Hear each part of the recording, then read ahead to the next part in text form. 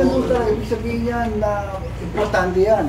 And then, yung Pilipinas naman, yung identity ng Ophir, panahon pa ni Solomon, kumukuha na ng ginto sa Pilipinas. And then, the Maharlika Mystery Gold, the end time, bakit ibubuhos ng Lord ang pagpapala sa Pilipinas, sapagkat ang Pilipinas makakaranas ng Jubilee at pagpapala, ang golden years. Last but not least, ito ang future money, the supply crypto money, which is a digital gold. Yan po ang kayamanan. Pero bago natin matanggap yung S, dadaan muna tayo sa T. Ano ba yung Torah na yan? Ano ba yung rules na yan? Ang top 3 problema ng mundo, katulad nito, yung tinatawag na corruption, pagnanakaw, from the top hanggang sa ilalim, puro nakawan. Thou shalt not steal. Torah yan eh. Ano pa, yung immorality, napakaraming mga sa Amerika nga, out of 10 pastor daw, 8 nasa pornography. Sino man yung ng pornography dito? Bawal sa Amerika lang yun. Ito ang mga challenge natin sa society natin ngayon, yung tinatawag na fake news, yung nabibili nyo sa Facebook, yung pala fake advertisement. Yan po ay pinaka-hard ng Torah. Kung masusunod natin yan, hindi tayo sasama sa pulo ng kalaban. Pagpapalain tayo, super. Kanina nga, nagpipray sabi, Lord, the future blessing, multimillionaires are here. Yan. Kayo po yun, amen? Amen. Pero bago nyo po matinog yun, kailangan dumaan tayo sa kanyang Torah or the Golden Rules. Malaman natin ang Pilipinas, may magandang plano sa huling araw. At yan po ay gagawin natin. So, brother, Ike, ang aking kaibigan who loves to teach the Torah, the commandments of God, the principle of God. Tayo mga pastor na matagal na sa ministry, marami pa rin tayong matututunan. Amen. So, welcome natin ang ating kaibigan at the Lord lead, brother Ike, kung ano man na nasa heart niya. Let's welcome brother Ike, Messiah, I saw. Yes. Amen. Ating pababaan ng time to ano. Sige, brother, it's all yours. Ayan. Yan. So, magandang gabi. Thank you for the privilege, Brother Pastor Jess. Gatula. God Jesse. So, we met for a purpose in 2006 pa, no? Yeah. We met in a conference. And the conference was about Israel, no? The first Captain International Conference in the Philippines. Ang ibig sabihin ng conference na yun, where we first met, yung mga Messianic Jew from Israel, that means mga Jewish people who believe in Yeshua, ay pumunta sa Pilipinas to share who they are. Basically, to fellowship and para ipakita sa atin na, kasi for many centuries, ang alam lang ng mga Pilipino, Hudyo, mga salbahe. Judas, Barabas, Estas, anti-Semitism, no? Pero they were here to tell us na ang Pilipinas ay hindi lang malapit sa puso ng Israel, kundi we share the same destiny as God's people. I think Pastor Jess will explain this, 1, 2, 3, biblical history. Siya po yung mas maganda mag-explain dyan. Purpose and destiny as a nation, and teach the kingdom of God, principles for greatness. I think I will tackle on this one. As a nation also, I believe. So, next slide. Baba. So, yung 10 golden rules, kung binanggit po, one of the most misunderstood word in the Bible is what you call the Torah. Kasi it has been connotated as legalistic. Alam mo yung legalistic? Na para bang tawag dyan, legalistic. Para bang nawawala ka sa grasya daw pag ikaw ay nasa law. Hindi po ganun yun. Ang Torah po, ang meaning talaga niyan, instructions. It cannot be translated as law. Kasi, una po, I studied Hebrew. I went to Israel for 4 months. I can read Hebrew, I can write Hebrew, I can interpret in Hebrew. So I understand that what you call the interpretation based on the language. For the lack of better translation, it was translated as law. Pero actually, Torah is not law, but it means instructions, guidelines, teachings. As a father teaching his children, or a teacher, sino yung teacher kanina? Si ma'am. So whenever ma'am is trying to explain to his student, he is actually doing Torah. Because he's trying to emphasize her point. This is my point, school. Do you understand? Yes, ma'am. So he's trying to point out to the students the Torah, the instructions, so that the children will hit the mark, will hit the target of what is being emphasized. Yun talaga ang proper meaning po ng Torah. So sadly po, it has become one of the most misunderstood principles or concept or word in the Bible, no? So that's why personally po, yun po yung ministry namin, o ministry ko po, or since I met Pastor Jess, this has become my ministry to study the Torah. Kasi hindi naman tayo pare-pareho lahat, no? We all have mga specific assignment. So, nang pinag-aralan ko, ito pala yung mga kingdom principles pala to.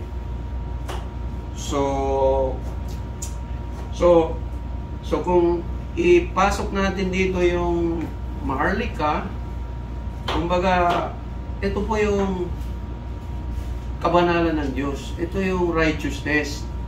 Ito yung doing what is right. Kasi, this amount of money na amount of, crypto assets na pinag-uusapan dito is so huge na sabi nga ng pastor ko nung araw pa na he's more concerned that money will destroy most of you, sabi ng pastor. Hindi ko magaling, sabi niya, hindi ako takot mayumaman, sabi ng pastor ko. Ang takot ako, pag yumaman kayo, masira ang buhay niyo. Kasi money is dangerous. No? Kanina, nagpatutuwa ako na I experienced na nag-prayer and fasting ako for 5 days. Marami akong problema noon. Sabihin, may babayaran ako nito, may babayaran ako. Sabi ko, Lord, I've been serving you with, full time. And yet, ito yung mga problema ko. No? And God answered my prayer very awesomely. Na a brother came to me and brought a knapsack. At iniwan lang sa akin, sabi ni Lord, ibigay doon sa ito. So, nung nakita ko, it's 1 million peso. Wow. Just like that. Thank you, Pastor. Bye-bye. At tinignan ko, naiwan pa yung deposit slip. Kawi-withdraw lang sa bangko na yung amount. At talagang sabi ko. So, doon nag-start. Sabi ko, kaya pala ibigay ng Lord. So guess, how many days lang bago ko naubos yung 1 million? 2 months yata, wala na. So, but that was a sign na pagkatiwalaan ba kita? No? So, kung bibigyan tayo ng $1 million ngayon, magpe-fellowship pa ba tayo? Of course. So I think this is the issue talaga po, is yung 10 golden, sabi tawag ni Pastor, 10. Taas nyo yung kamay nyo. Bakit kaya 10 yung binigay sa ating kamay? Hindi ka, di ba? Daliri. Ang nag-design nito, ang Panginoon eh. Yes. Kamayat pa, di ba? Sa pa, ilan yan? 10. 10 din eh. Bago nagsabi sobra. Ha? So, I believe this is the key points na yung tinatawag natin yung Torah, yung 10 Commandments, the 10 laws, or the 10 Torah, the 10 instructions, is what you call universally the moral law. So, hindi lang to para sa Hudyo, na marami na, guys, sa Hudyo lang yan, basta law sa Hudyo. Sa Kristiyano yung grasya. So, ang main elder natin dito is Pastor Jess. I would just build on the foundation kung ano yung tinuturo niya. Sabi niya, ang Torah is universal. It's for all mankind. Yes. Kahit anong lahi ng tao, kahit nasa Africa yan, kahit nasa Middle East yan, kahit sa Amerika yan, o sa Pilipinas yan, it is applicable. Yes. It's universal. As long na tao sila, the Torah is applicable. So, itong Torah is 10 Commandments. Si Pastor Fred ay advocator ng 10 Commandments movement in the Philippines. At meron siyang pinupush niya ngayon na ano yan? 10 Commandments Memorial Day. 10 Commandments Memorial Day in the Philippines, which we will support. Making it parang paalala sa mga Pilipino, ano ituturo natin sa ating mga kababayan. No? So yung Torah na yan, yun yung safety net ng Diyos. Yun yung ano, kumbaga, ang context niyan, mga kapatid, is nung binigay ng Diyos ang 10 Commandments, hindi para maging alipin sila uli, kundi para maging malaya. Yes. Mas malaya ka kung sumusunod ka. Amen. Diba? At tinuturo ko ito sa mga tao kasi sabi ko, bakit binigay ng Diyos ang... Kasi ang Torah po, dalawang klase. Diba? Sabi dito, meditate. Yan. This book of the Law. Babasa na. This book of the Law. Torah. Torah. Law. Translate nyo as Torah yan. Oh. Shall not depart out of thy mouth, but thou shalt meditate therein, day and night. Observe To to do. do. So hindi lang ano, gagawin. According to all that is written therein. For then thou shalt make your way Prosperous. and good Success. Mga kapatid, hindi ito pwedeng like most people are doing na claim and receive lang. Oh. Many people do that. I pray, I claim the blessing now, Lord. Para bang declare and accept. Hindi po sabi rito eh. Observe to do. Mag-obey talaga. May gagawin eh. Aralin muna mag-obey. Di ba? So, book of the law, book of the Torah. So, di ba ito yung gusto natin? Prosperous. Success. Ngayon po, meron akong ginagawang study ngayon, Pastor, is the Greek mindset and the Hebrew mindset. Oh. So, ang Greek perspective tsaka Greek, kasi these are the two major mindset na sinulat ang Bible. The Bible comes from the Hebrew, translated into Greek. Then the Greek, i-translate of Tagalog, English. Then English, din na sa ibang wika. So, maraming salin na po yan. So, ngayon, ang Greek, alam mo, yung pinakamagkapangyarihang empire nung unang panahon is the Roman Empire. Greco-Roman Empire. Do your history. Alam nyo bakit bumaksak ang Greek Empire, ang Greek-Roman Empire?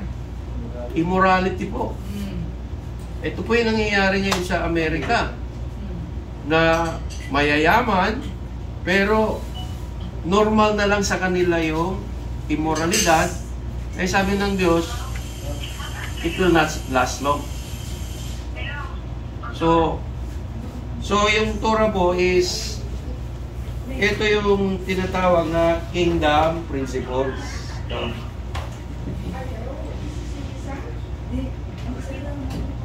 Balik na yan.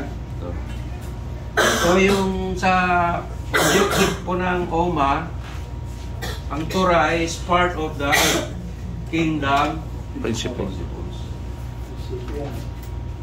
Pag sinabing principles, hindi na ho, kumbaga, hindi na ho matitibag. Yes. Kumbaga, mangyayari at mangyayari. Solid foundation. Kung gagawin, mangyayari, matatag. No? So, hindi lang siya abstract, hindi lang siya parang theory lang. Mm-hmm. Kasi po, subalikan natin po yung yung Joshua 1:8. Yung success po sa Hebraic mindset, hindi po magsimula sa kayamanan eh. Ito gusto ng lahat eh. Gusto ko ito. Yayaman. Kung sabi sinong gustong yayaman, lahat, dalawang kami. Mm. Pero sabi ng Diyos, ito yung kondisyon. Book. Yung Torah. This book of the law shall not depart of thy mouth. Meditate therein day and night. Alam mo, one of the things I learned in my Hebrew research is, pag what is the greatest commandment? Kinakanta ni Brother Jesian. Thou shalt love the Lord, My God, with all your your heart, God, with all your heart, Yes. with all your soul, with all your mind, your strength. Okay, saan yung heart natin? Nasaan yung heart? Left. Turo nyo isang heart. Puso. Ha? Saan yung heart? Tingnan nyo. You're all Greek. Ang heart sa Hebrew is this. This is the heart. The mind. Hypothalamus. The height, ang sabi yun, these words shall be, put thy words in the frontals between your eyes. Ito, in between, ibig sabihin, the intellect, ang pag-iisip. So, hindi lang po siya, yung heart na ito is part of the soul, yung feelings. Diba? Kaya sabi ni ma'am, ang heart sa left, it beats to the left because it's not always right. Diba? Kasi nga, Pag-intended. ang heart can be, ito, lalo na mga babae daw, no? May emotional. Pwede ito i-manipulate eh. Feelings can be manipulated. Ang gusto ng Diyos tumala sa atin. Ito. At the way to do that is to meditate on the Torah. Ibig sabihin, alamin natin yung gusto ng Diyos tsaka ayaw niya. Kasi yung ayaw ng Diyos, yun yung magpapahamak sa atin. Now I realize, sabi ko, kaya pala, ayaw ng Diyos. Ano yun? Huwag kayong pumatay. Ayaw niya yun. Bakit? Pag ginawa mo magka-problema ka. Puro problema pala ang resulta nun. Huwag kang mag-adultery. Pag ginawa mo yan, magkaka-problema ka. Sabi nga, huwag mong gagawin, masisira ang buhay mo. Pag nagnakaw, magkaka-problema ka. Yung maging false witness ka, magkaka-problema ka. Covetousness, magkaka-problema ka. All these things brings, tawag ng Bible yan, curse. So ayaw ng Diyos na ma-violate natin yung principles ng Torah.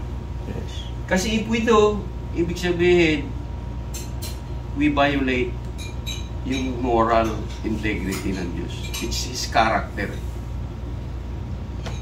So, now I understand, ito opinion ko lang, no? Bakit ang Pilipino ay tinatawag na third world country, mahirap lang, mahirap ang buhay dito, maglabas sa ibang bansa, mag-abroad para kumita.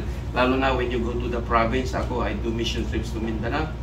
Ang tao doon, sanay na sa hirap, they don't complain. Parang ito na talaga yung buhay namin, yung mahirap. Normal lang sa amin ang hirap. Because hanggang dito na lang kami. So I realize, it's because of violation of the principle. Ano yung number 2? Ano yung first 2 commandments ng Diyos? You shall not have other gods before me. I am the Lord, your God, Yes. Jehovah. O Jehovah, letter J. So, ibig sabihin, walang Diyos maliban sa Kanya. Yes. So, kung merong ibang Diyos, hindi na siya yan. Ilang thousands yung nagtipon sa Rizal Stadium nung nakaraan. Yung Nazareno. Million yun. Million. Million. You see, 1 million Pilipino. Sa Cebu, yung nangyari ng hurricane, yung pinaka-idolatrous na lugar yan Cebu So, how can God bless us kung we worship other God? Principles yan. Kung merong ibang Diyos, sabi ng Diyos, alam nyo, merong yan, Pastor, yung 10 Commandments, may parallel yan. Kung illustrate, saan ba yung 2 tablets? To cellphone or to the... Okay, Two tablets. Tablet ni, Two cellphone. Yeah. Ito. Two tablets. Ayan. Kaya itong I come to understand na may parallelism itong 10 Commandments, no? So, halimbawa, no, example, thou shall not make no graven images. Ibig sabihin, thou shall not make idols. Idolatry prohibited. Do not do that. Kasi, una, magkakaproblema kayo sa akin. Sinabi ng Diyos, pag meron tayong ibang Diyos, magkakaproblema kayo. So, ito yung sa Diyos, because the Ten Commandments is summarized into two. Loving God, loving others. So ito para sa kapwa-tao, ito para sa Diyos. Sabi ni Jesus, sabi ni Yeshua, in these two commandments hang all the commandments. Hindi niya pala tinanggal. Hindi niya tinanggal, kundi sabi niya, Nakahang. parang nakasanga, parang isang Hanger. puno, nakahanger. Ito yung sangang malaki, may sangang maliliit, nakasanga sa sangang malaki. Hindi pa ibig sabihin iniwalay. Kundi nakasanga yan. Nakasira. At ang meaning niyan, pag-ibig yan sa kapwa, pag-ibig yan sa Diyos. Kaya ang tawag natin, sadly, ang mga theological school, no, school of thought, legalistic yan. Yan ang mahirap. Kasi tinuruan tayo ng ganun. So, ngayon, etong do not commit adultery, tsaka do not make idols, ito po ay, ang parallelism niya is, this is, idolatry is spiritual adultery. Yeah. Itong Medyo. having other extramarital relationships is actually ang ibig sabihin dito, principle, ito yung principles kingdom principles, exclusive relationship. Yes. Pag walang exclusive relationship, the relationship will not work. Adulterous. Di ba? Adulterous yun. And the Bible calls this adultery because there is no exclusivity. Sino dito kasal na matagal na? Ayan, di ba? Ay Ilocana po kayo. Opo, Ilocana po yung asawa. Pure Ilocana po yung asawa ko. So, ngayon, itong thou shall not kill, ito po ay parallel dito. I am the Lord your God. Ibig sabihin, do not murder my reputation. Yes. You must acknowledge that I exist. Kasi murder, di ba murder is, I do not want you to exist. Yan ang murder. I don't want you to exist anymore. I will exterminate you. Yan ang murder, di ba? So ang parallel niyan, ang Diyos, I am the Lord. Make sure that you know that I exist. Otherwise, you are murdering me.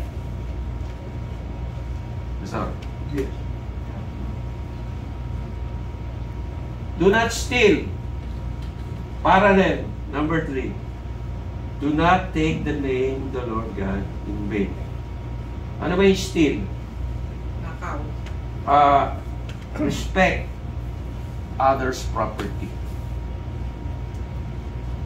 Ito matindi, pinamimigay. You don't have to steal. I'll give it away. Di ba? Iba? Still not sure. Give them for free. So, kumbaga, take the name of God in vain. Ano po ito? Marami pong application ito. Huwag ipahiya ang pangalan ng Diyos. Yes. Marami pong, if we're going to discuss this, marami po yan. And one example is sa court. Yung mga politiko, pag nanumpa sa tungkulin, hawak ng Biblia, tapos hindi naman nila gagawin, in vain yan. Yung dininay natin ang Panginoon, ikinahiya natin, In vain. in vain po yun. Marami po yan. So, ibig sabihin, do not steal is parallel sa stealing the glory of God. Ganyan po yan.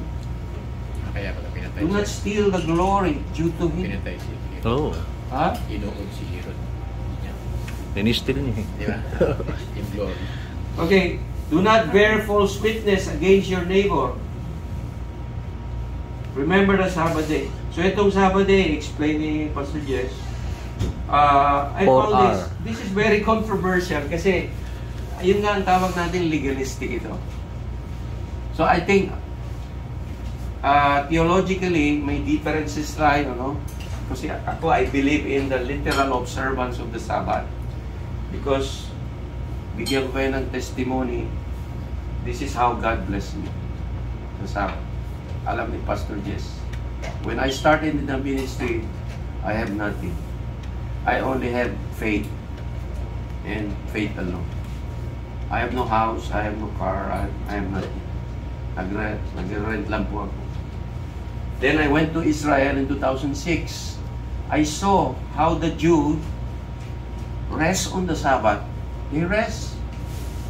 Pastor Jess gave me a book of the Torah ng 5 books, the commentaries from the rabbis. When I went to Israel, by the way, marami pong Ilocano doon sa Israel. More than 1/3 yata ng tao doon, Ilocano. Metapelet. So, mga metapelet, mga caregivers.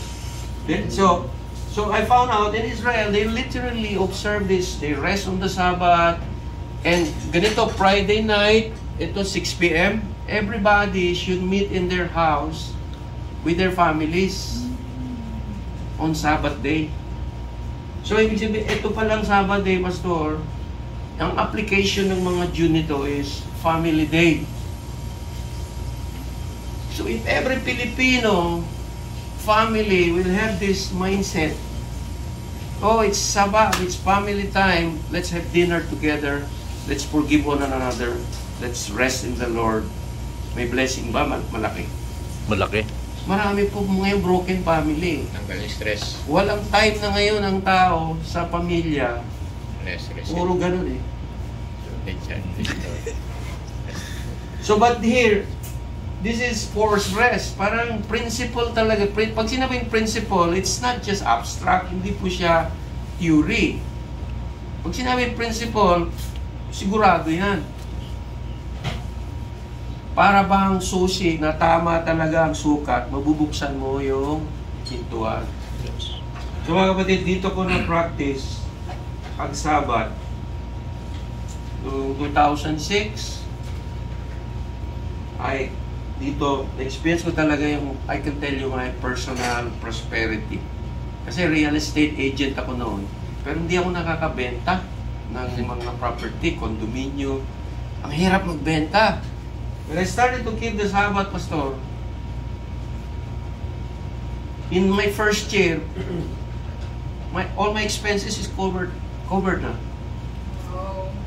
Kasi pag nakabenta ka ng condo, your commissions will be given to you as the client is paying. So I literally receive 15,000 a month. Parang sinabi ng Lord, now you can focus on your study. Go on, study Torah. So I practice this. And many people already na I teach about this, na prosper talaga yung life nila. Diba, Pastor? Amen. Napansin ko ang fourth commandment, pinakamahabang sinulat nila. O pinakamahabang paliwanag, no? Remember the Sabbath day. Remember the Creator. Connected yan sa number 1. Repeat only. Remember the Creator. That I am the Creator of heaven. Ibig sabihin mga kapatid, if I'm going to explain what this meeting is all about, you know, ang pwede kong sabihin is, it's all about Him. Yes. Hindi naman na tayo ang bida rito eh. Yes. Siya yan eh. Siya ang may gusto niya eh. Amen. It's all about, the Bible is all about God. Tayo, we are just the actors and the players. It's about His plan and purpose. From the very beginning, sabi niya, you shall have dominion. Alam mo yung dominion? Genesis 1:27. It means kingdom. You have to dominate. Dominate. Pero, I have to test you first. Ibig sabihin, men can dominate pag sinubukan muna siya to obey God, which is the tree of life. No? So, ito po yung tinatawag na the greatest commandment. Hindi po legalistic to mga kapatid. Legal po yan. Because why? This is how you show love to God. Love po yan. Pag ginawa mo natin yan, ibig sabihin, mahal natin ng Diyos, mahal natin ang kapwa natin. Mahal ba natin ang kapwa natin? Amen. Detalye na. Kaya nga namimigay tayo eh. Nagtuturo ka. Oo, nagtuturo, namimigay. So, update kita, Pastor Jess, sa Davao, meron kaming ongoing negotiation na 2-hour radio program. Bible program. Pwede pasok itong OMA as a reward sa mga listener. Wow! We have a 2-hour daily program ito ah. Kasi yung radio announcer, dinidisciple ko eh. That's nice. Dinidisciple ko yung radio announcer eh. So, ito yung programa. So, pag nangyari yan, Pastor, that means part na yung OMA dyan sa radio program namin sa mga listeners. Kasi marami pong Christians doon. Halos lahat ng tao doon, Christians. Pero, most Christians, they need to upgrade their knowledge. To basic. No? Move on from the elementary to the teachings of maturity. Yes. Ito, maturity level na to eh. This is righteousness to the core. Hindi na to pang baby. Ngayon, aminin ko sa inyo, gaya ng narinig nyo siguro, mahirap sumunod dyan eh. Sabi ni Paul, si Paul palagi ang sinisisi. Sabi ni Paul, nasunod mo yung siyam, hindi mo nasunod yung isa, na-break mo lahat. So, paano mo masunod? Hindi mo ma-perfect. Kailangan maintindihan natin, si Paul is a rabbi. Ang ibig niya sabihin, hindi ibig sabihin you will not attempt to obey. Ang ibig sabihin ni Paul, these 10 commandments are perfect. That when we violate one, it affects the other. All these are, katulad ng i-explain ko sa inyo, these are parallel. If we commit adultery, we are doing spiritual adultery. If we murder another human being, we are murdering God's reputation. We're stealing His glory. Ang ibig sabihin, you need to understand that this is God's perfect holiness. Siyang isakit ang kalingkingan. Kanina natuwa ako si Pastor, pinakita niya yung grade niya sa grade school. 75 lahat.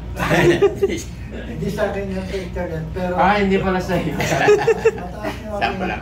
GMRC ko, taas. Akala ko yung 75. Mga kapatid, kahit 8 lang yung magawa mo rito, that's good enough. Kahit 7 lang, that's good enough. 50, pwede na rin. How much more kung 10? Oh, yung Lalong blessing. Ito yung, this is standard of righteousness po ito. So, I come to understand as, kasi po walang Pilipino akong alam nag-aaral ng Torah. Konti lang po. Konti lang po kami sa Pilipinas nag-aaral ng Torah. Pag sinabing Torah, the 5 books of Moses. Yun po yung major namin. Kasi wala pong gumagawa masyado. Saan yung Pastor, yung 10 Commandments na nakalagay yung 613? Yung 613. Ano Yung 10, yan.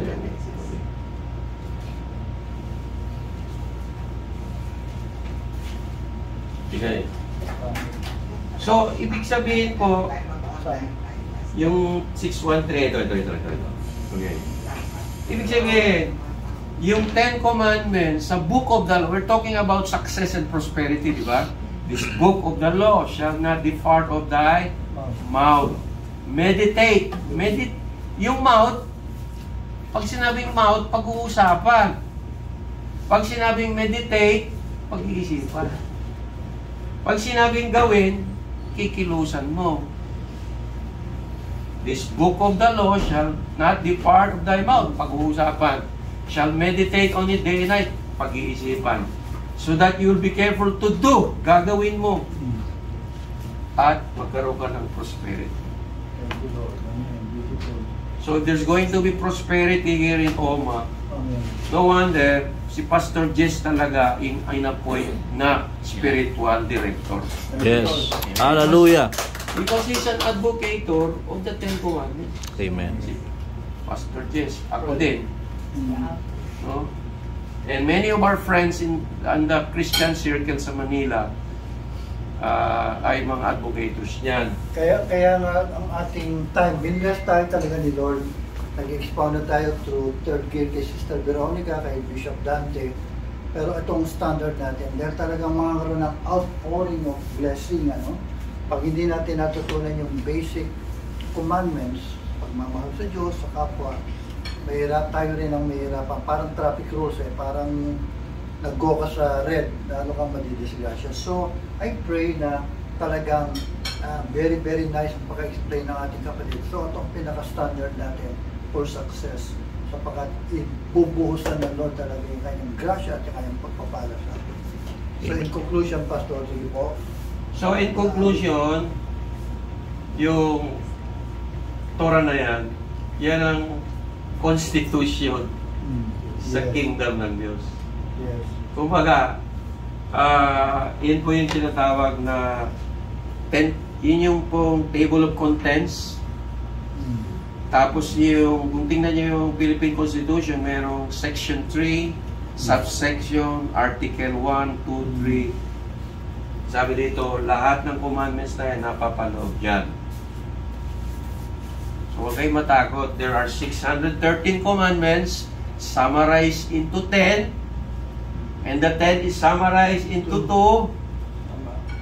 And eventually, it's about loving others and loving God. Hallelujah. So parang na-stress kayo naman, law ito parang sumunod tayo sa batas ng Diyos. Yes. Yes. Ito na nga yan Ngayon, Kingdom. may good news ako sa iyo para sa mga grace preacher. May sinabi si ni Paul na for such there is no more law.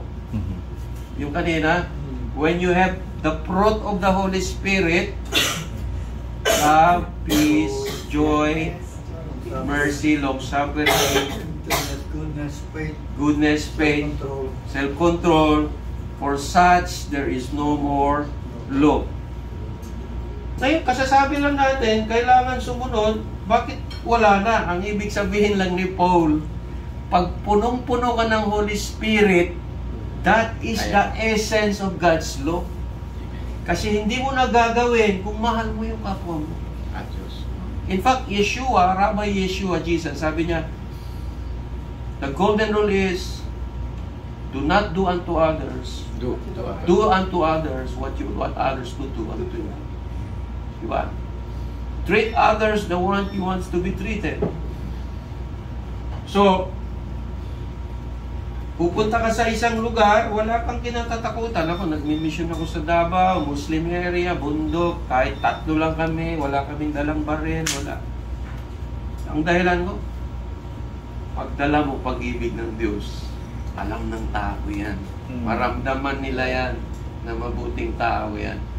Re-respetuhin ka pa niya. Alam naman natin na hindi tayo papatay. Alam naman, hindi ko naman agawin yung asawa ko. Alam ko namin, hindi naman kita pag nakawin. I-bless pa kita. So, ibig sabihin, for such, there is no, when you have the fruit of the Holy Spirit, that is the essence of the law. Praise God. Ibig sabihin, punong-puno ka na ng pag-ibig. Kahit ang isang, may kaibigan ako, pastor sa mga ita. Hindi marunong magsulat, hindi marunong magpasa. So, paano mo i-explain ang Torah doon? Di ba? Pero kung punong-puno sila ng pag-ibig ng Diyos, nagagawa na nila to in the Spirit. So, I'm sure mga kapatid, it's a balance. Balance po yan. Hindi po pinag-aawayan ng grace and law. Yan pinababalance. Pag meron tayo hindi nasusunod, nandiyan yung grace. Pag na-obey natin, lalong grace yan kasi na-obey mo na. By grace. By grace. Ngayon, meron tayong area na hirapan tayo sumunod, pray ka sa grace ng Lord. Hindi yan pinag-aawayan ng grace and law. Magkakampi. Magkakampi po yan, balance po yan.